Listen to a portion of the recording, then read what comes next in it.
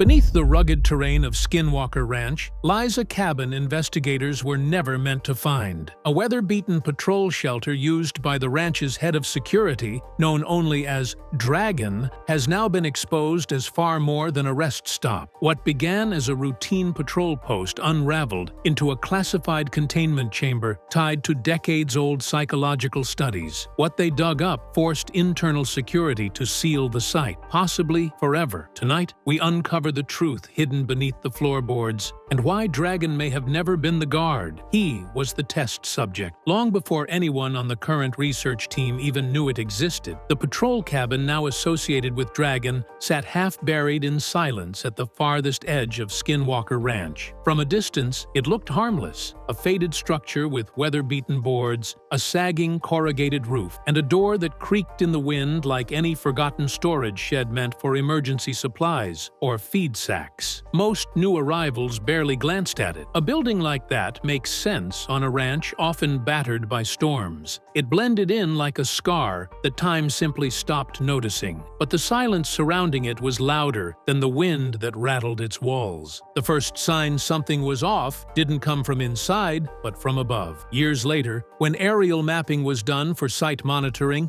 analysts noticed the cabin didn't appear on any historical construction record. No listing, no permits, no maintenance logs, nothing in prior land development files matched its presence. It was as if it wasn't supposed to be there. At first, staff assumed it had been added during the previous ownership transition. But when deeper archives were pulled, government land surveys from decades before showed that exact spot marked as Restricted Research Point, even before Skinwalker Ranch became public. Meaning, the cabin wasn't built where it made sense. It was built where something was already waiting. Satellite scans then revealed a second anomaly. The building's coordinates fell within a classified sensor monitoring zone, one that hadn't been disclosed during acquisition. Yet, no external power lines connected to it, no communications relay, nothing that explained why the site was flagged. Internal employees later admitted they ignored it at first because some locations on the ranch are better left undocumented. But that changed the day Dragon was assigned there, not to protect what was inside, but to unknowingly interact with it. Because someone, somewhere, already knew that the cabin was never meant to serve people. It was meant to study them. When investigators finally entered the cabin with full structural clearance, their first observation was confusion. Ranch buildings are typically assembled with utility in mind: straight beams, salvaged lumber, visible nails, basic insulation. This cabin followed none of those conventions. The interior dimensions measured nearly 3 feet larger than the external foundation, an impossibility without intentionally engineered manipulation. Nails were embedded in spiral configurations rather than linear framing, indicating repeated internal reconstruction, not to repair weather damage, but to modify chamber layout. Someone had rebuilt parts of it from the inside many times, not due to decay, but precision. Underneath the rotting floorboards, something far more alarming emerged: industrial-grade electromagnetic grounding plates, the kind used in classified laboratory environments designed to prevent external signal interference or contamination of energy readings. These plates weren't just installed, they were anchored above soil that appeared chemically sterilized. Multiple layers of metallic shielding were positioned to block frequencies rather than protect from weather. No ranch utility shed would ever require that level of electromagnetic suppression. In fact, it shouldn't even be possible to install such technology that deep without formal contracting, heavy machinery, and recorded power logistics. Yet no construction files existed, no record of delivery trucks, no engineering correspondences, nothing. Environmental sensors inside the cabin displayed temperature fluctuations in exact 5-degree increments at scheduled intervals, regulated with precision akin to controlled lab testing. Dust drifted abnormally, collecting only on surfaces away from hidden sensor alignments. Even the air felt unnaturally dense, as though designed to transmit static memory rather than store humidity. According to sensory log reconstruction, the space behaved less like shelter and more like an active test chamber tuned to interact with living cognitive presence. When the engineering blueprints surfaced through partial digital recovery, the reality became undeniable. The cabin was not built to protect staff from ranch phenomena. It was built to maintain sustained exposure to it. A passive observation box, manipulated to seem harmless, yet designed like a waiting trap with layered influence circuitry embedded into every board and beam. The real question wasn't how it was built without anyone noticing. It was who approved constructing a psychological exposure chamber disguised as a ranch shack. Dragon officially joined the security division, believing his role was standard: monitoring restricted zones, tracking perimeter breaches, deterring trespassers. On paper, his assignment seemed logical. In reality,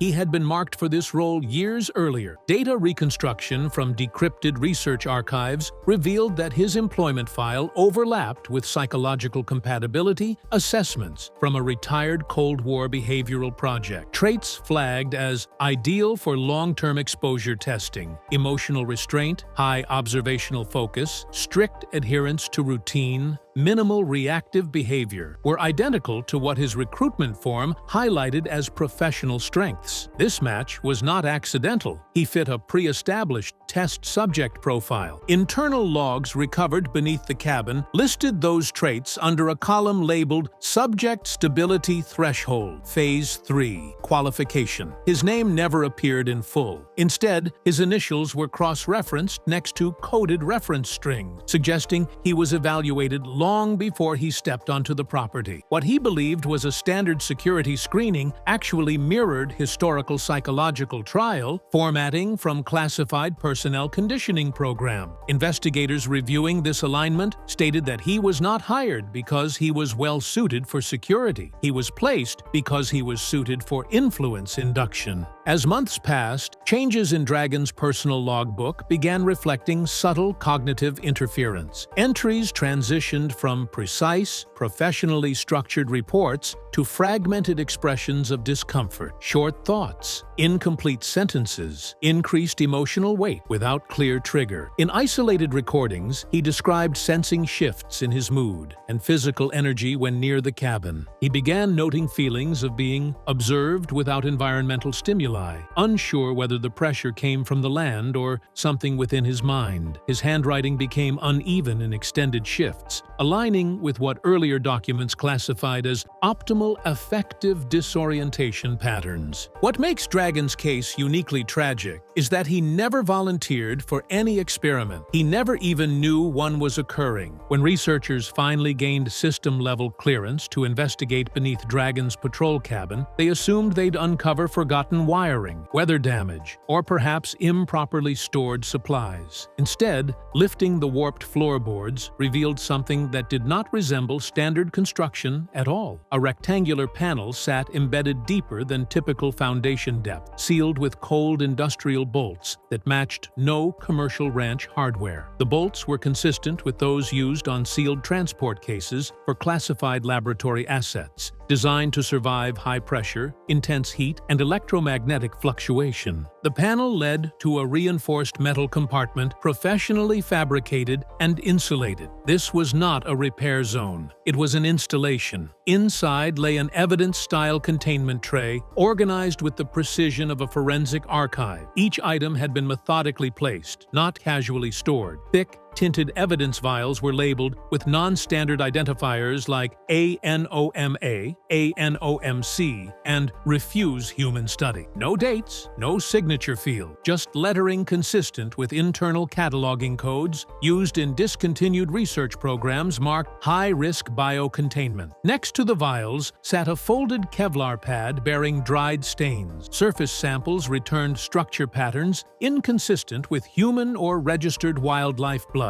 Machine analysis flagged the material as unclassified biological origin. Bone fragments were also found, smooth, unnaturally dense, chemically resistant, and slightly luminous under infrared spectrum scanning. The size was too small for any known large fauna, yet density scan suggested impact resistance beyond normal evolutionary design. The final layer contained a microfilm envelope labeled Echo Gateway Failure Report. Its contents detailed electromagnetic exposure testing, cognitive response analytics, and radiation pattern tracking. The last page read, "Subject destabilized. Threshold exceeded. Terminate field sequence." When researchers found Dragon's personal logbook buried deep inside his patrol bag, they expected routine entries, weather updates, ranch security checks, gate scan. What they uncovered instead was the slow unraveling of a man who believed he was simply guarding property, unaware he was the one being studied. Early pages appeared normal: neat handwriting, precise notes on trail status, and motion sensor activation times. But midway through the journal, the tone shifted. Sentences grew shorter, words broke apart, handwriting slanted unevenly as if written with a shaking hand. And then, the timestamps began contradicting themselves. Several entries repeated the exact same minute, but described different emotional states each time. One line read, 0317, felt normal. The next, 0317, pressure behind eyes, like something pushing thoughts into place. Some timestamps were marked days into the future,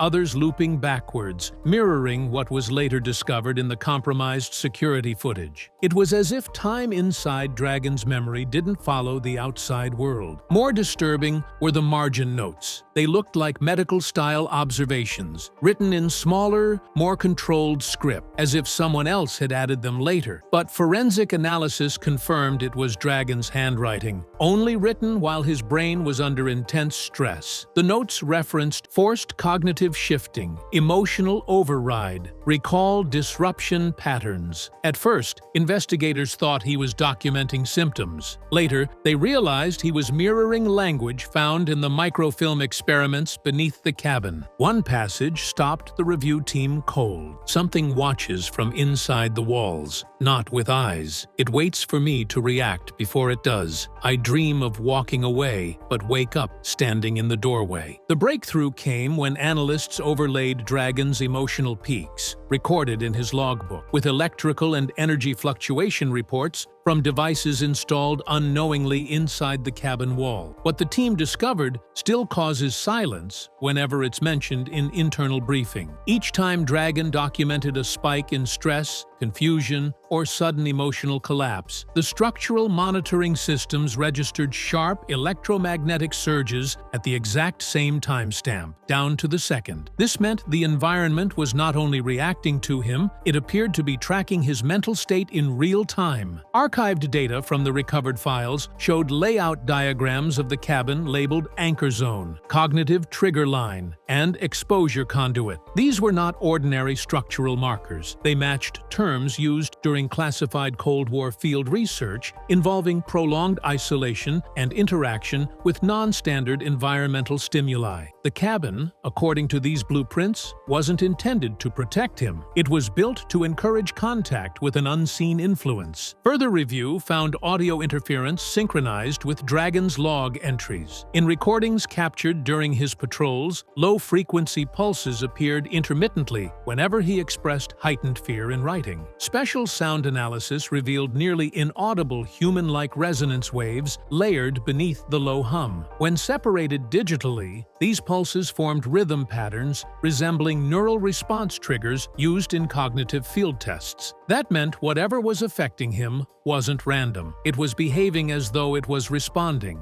But the most alarming finding wasn't found in audio or electrical logs. It came from thermal mapping scans conducted months after his final entry. The scans revealed a consistent temperature dip, exactly 5 degrees, for 7-minute intervals, matching the precision of Dragon's behavior shifts mentioned in his journal. Exact timing, exact change, every single day. What the team uncovered next was something that had never been discussed on camera, not during official briefings, not even behind closed doors on the ranch. When experts finally processed the microfilm labeled Echo Gateway Failure Report, the contents shattered any remaining assumption that Dragon was merely the first person affected. It revealed there was a previous subject, someone who was never supposed to be mentioned again. The report, dated decades earlier, described an experimental phase that took place long before Skinwalker Ranch became known to the public. The subject was placed in a structure almost identical to Dragon's cabin. Same electromagnetic grid layout, same internal dimensions, same proximity to the anomaly. But unlike Dragon,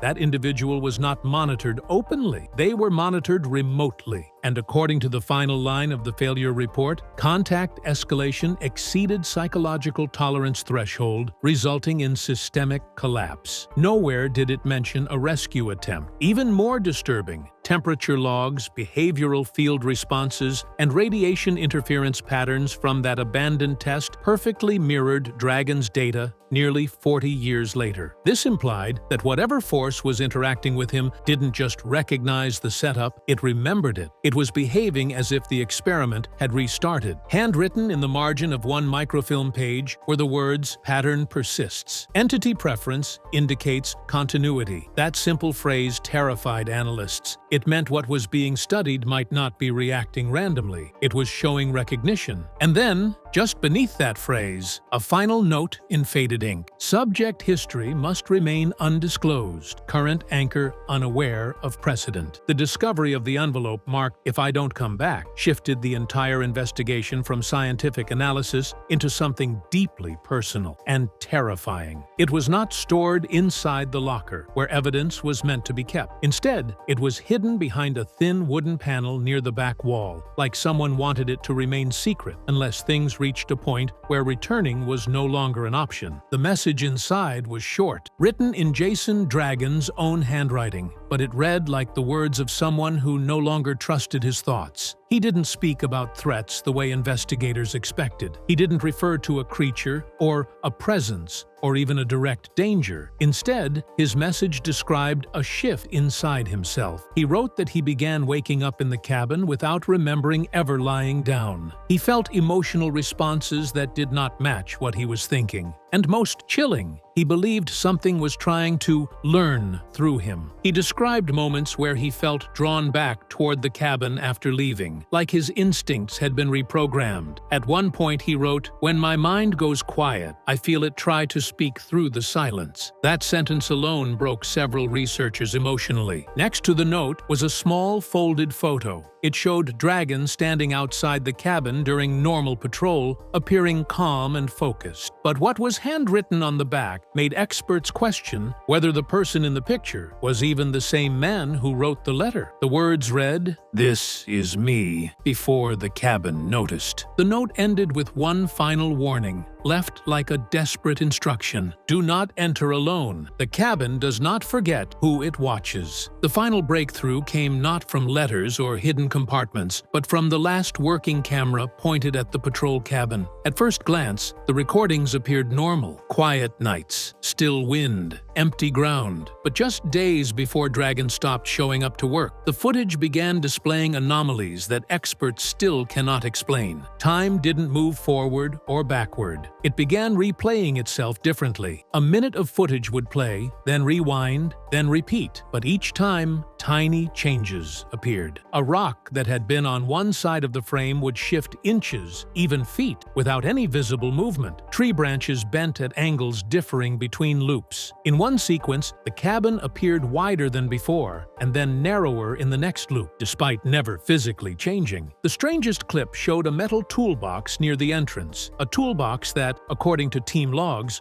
was not placed there until 3 days after the timestamp on the recording. It was labeled as reverse time footage, reality recorded from the future. When researchers slowed the footage frame by frame, they noticed faint flashes along the screen edges, not camera glare, not insects, and not weather interference. The shapes matched the symbols found in the microfilm labeled Echo Gateway Failure Report, almost like whatever this was, it was trying to communicate. Soon after, things escalated. In one recording, the shadow of the camera pole began to fade until it disappeared altogether, even though the real pole was still standing outside. Then the entire image turned black. No error codes, no static, no signal loss, just silence. Over the next 24 hours, every camera facing the cabin stopped working the same way. Not because the devices broke, because something stopped allowing them to see. The decision was made to seal the cabin permanently. Dragon avoided interviews. The team locked the evidence, and Skinwalker Ranch quietly marked the area as restricted.